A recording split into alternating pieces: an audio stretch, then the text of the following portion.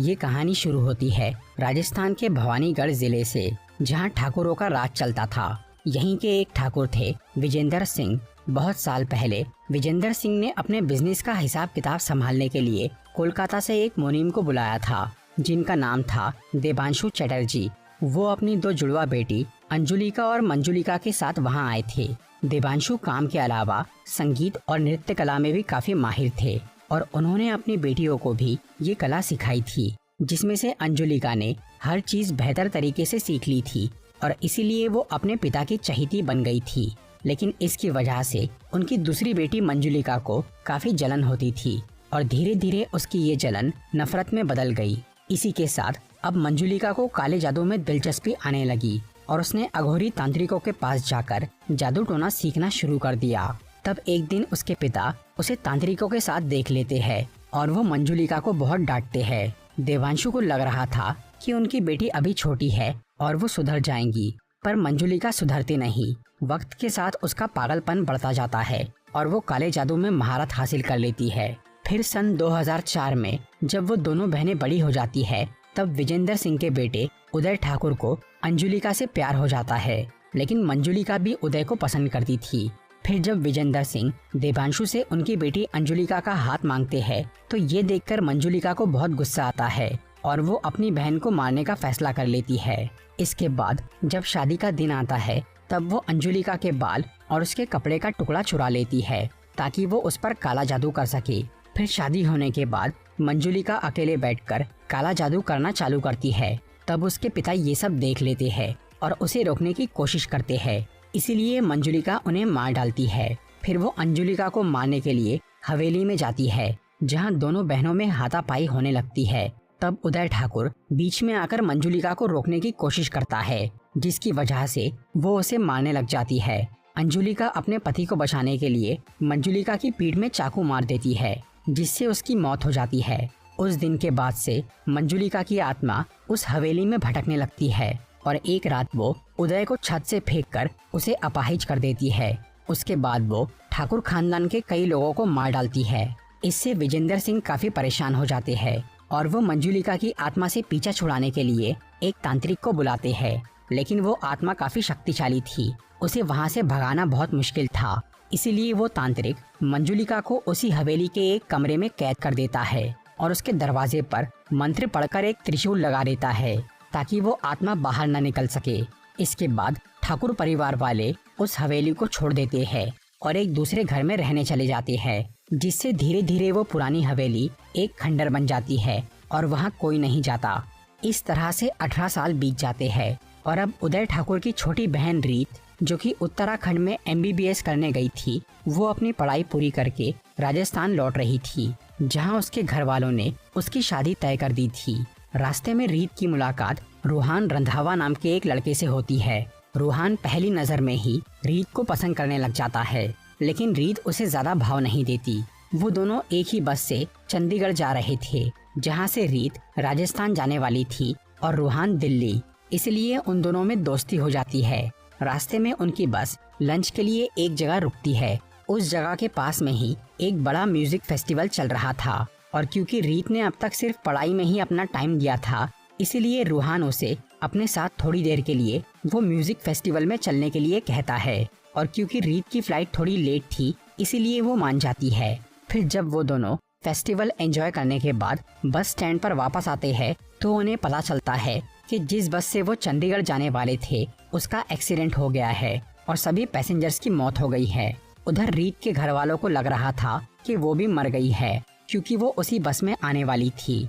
रीत अपने घर वालों को ये बताने के लिए कॉल करती है कि वो जिंदा है। तब वो फोन उसकी बहन त्रिशा उठाती है। नेटवर्क प्रॉब्लम की वजह से त्रिशा को रीत की आवाज नहीं आती, पर रीत उसकी बातें सुन लेती है, जिससे उसे पता चलता है कि वो लड़का सागर, जिससे उसकी शादी होने वाली है, वो असल में त्रिशा को पसंद करता है और त्रिशा भी उससे प्यार करती है। इसीलिए रीत बिना कुछ बोले फोन काट देती है और अपने जिंदा होने की खबर अपने घर वालों से छुपाने का सोच लेती है, ताकि उसकी बहन और सागर की शादी हो जाए। इसके लिए रीत कुछ दिनों तक छुपने का फैसला करती है और इस काम में वो रूहान से मदद मांगती है। फिर वो दोनों राजस्थान के भवानीगढ़ चले जाते हैं और उस पुरानी हवेली में रहने का सोचते हैं। वो जगह छुपने के लिए बिल्कुल सही थी क्योंकि वहाँ कोई नहीं आता था। रूहान और रीत उस हवेली में घुसकर लाइट्स ऑन करते हैं। तभी उस गांव में रहने वाला छोटा पंडित नाम का एक आदमी पुरानी हवेली का दरवाजा खुला और वहाँ के लाइट चालू देखकर बहुत डर जाता है और वो ये बात जाकर ठाकुर परिवार को बता देता है। इधर रीत रूहान को उस हवेली में अपने बचपन की कहानी सुना रही थी कि कैसे वो लोग एक साथ वहाँ रहते थे और वो आज भी उस जगह को मिस करती है।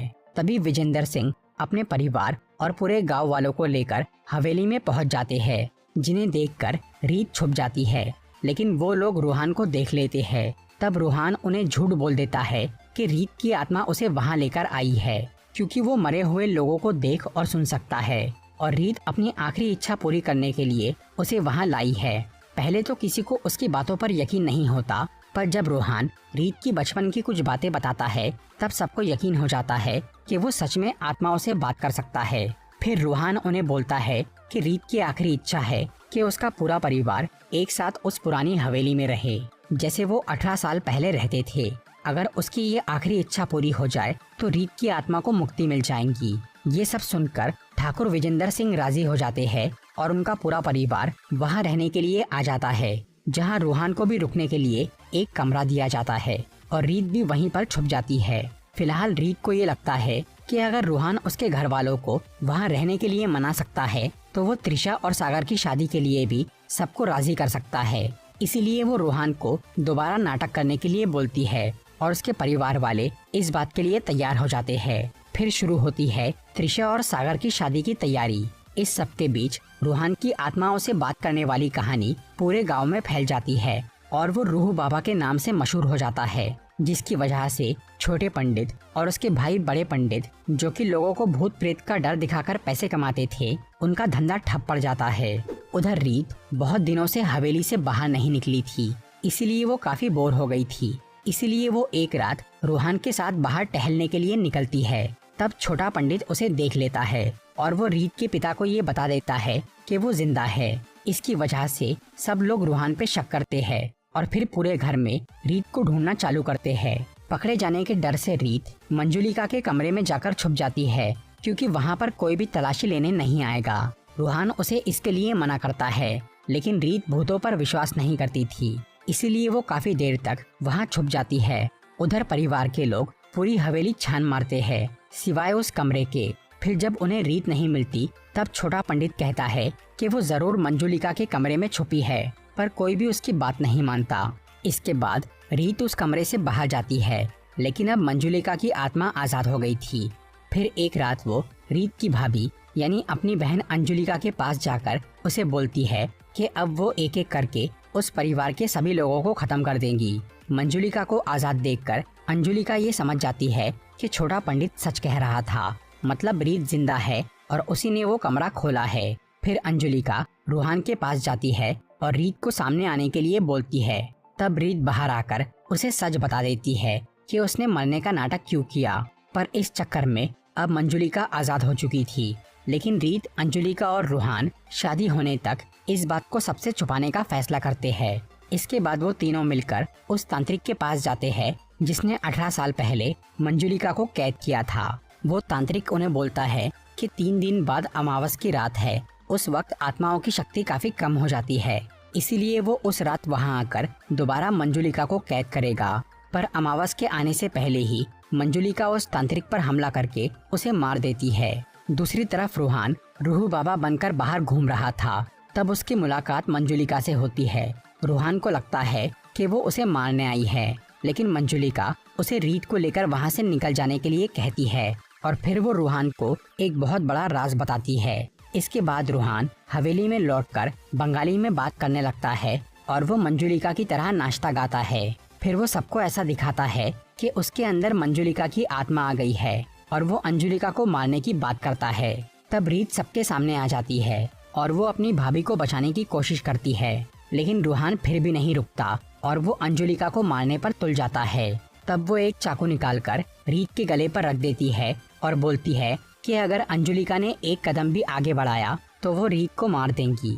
इससे सब लोग हैरान हो जाते हैं क्योंकि रीत की भाभी मंजुलिका को अंजुलिका कहकर पुकार रही थी। तब रूहान सबको सच्चाई बताता है कि जिसे सब लोग अब तक अंजुलिका समझ रहे थे वो असल में मंजुलिका है और असली अंजुलिका 18 साल पहले मर चुकी है। जिस रात अंजुलिका की शादी हुई थी उस रात मंजुलिका ने काला जादू करके अपनी बहन को वश में कर लिया था और उसे अपने जैसे कपड़े पहनाकर खुद उसके कपड़े पहन लिए थे ताकि सबको लगे कि वो अंजुलिका है। इसके बाद मंजुलिका ने अपनी बहन से खुद पर और उदय पर हमला करवाया और इस मौके का फायदा उठाकर उसने अंजुलिका को मार दिया। पर इसके कुछ ही समय बाद उदय ठाकुर ये जान गया था कि जो लड़की उसके साथ रह रही है वो असल में मंजुलिका है। लेकिन इससे पहले कि वो ये सच किसी को बता पाता, मंजुलिका ने उसे छत से गिराकर अपाहिज बना दिया और फिर वो अंजुलिका बनके सबके साथ रहने लगी। तब से लेकर आज तक जिसे भी उसका राज पता चला मंजुलिका ने उसे मार दिया और इसका इल्जाम उसने अपनी बहन यानी नकली मंजुलिका पर डाल दिया। इससे गुस्सा होकर अंजुलिका की आत्मा उससे बदला लेने आई। तब ठाकुर परिवार ने एक तांत्रिक को बुलाया जो असल में मंजुलिका के ही पहचान का था। उसने अंजुलिका की आत्मा को एक कमरे में कैद कर दिया। इसके बाद मंजुलिका अंजुलिका बनके सबके साथ अच्छे से रहने लगी और उसने सबका भरोसा जीत लिया। दूसरी तरफ अंजुलिका की आत्मा 18 साल तक कैद में रही। फिर एक दिन रीत ने उसे आजाद कर दिया। तब अंजुलिका चाहती तो आसानी से अपनी बहन को मार सकती थी, लेकिन फिर सबको ये लगता था कि मंजुलिका ने उनकी सीधी सादी बहू को मार दिया। इससे उसे बदला तो मिल जाता मगर इंसाफ नहीं मिलता और वो अपनी सच्चाई किसी को बता भी नहीं सकती थी क्योंकि सबकी नज़र में वो मंजुलिका थी जिसकी बात पर कोई यकीन नहीं करता। पर जब वो रूहान से मिली और उसने उसे नहीं मारा तो रूहान ने उससे इसका कारण पूछा। तब अंजुलिका को अपनी बात समझाने का मौका मिल गया। इसलिए फिर रूहान ने मंजुलिका बनने का नाटक किया ताकि असली मंजुलिका की पोल खुल सके। इसके बाद अंजुलिका अपने परिवार से मिलती है और विजेंदर सिंह को कहती है कि वो रीत को माफ कर दे क्योंकि उसके झूठ की वजह से ही आज सच्चाई सबके सामने आई है। फिर अंजुलिका पूरे घर वालों के सामने अपनी बहन को काफी पीटती है और उसे वो कमरे में लेकर चली जाती है जहाँ वो 18 साल से कैद थी। वहाँ वो मंजुलिका को मार देती है। आखिर में ठाकुर परिवार वाले उस हवेली को छोड़कर चले जाते हैं और वो घर एक बार फिर से खाली खंडर बन जाता है। तो दोस्तों ये थी भूल भुलैया 2 मूवी की एक्सप्लेनेशन। अगर आपको ये वीडियो अच्छी लगी हो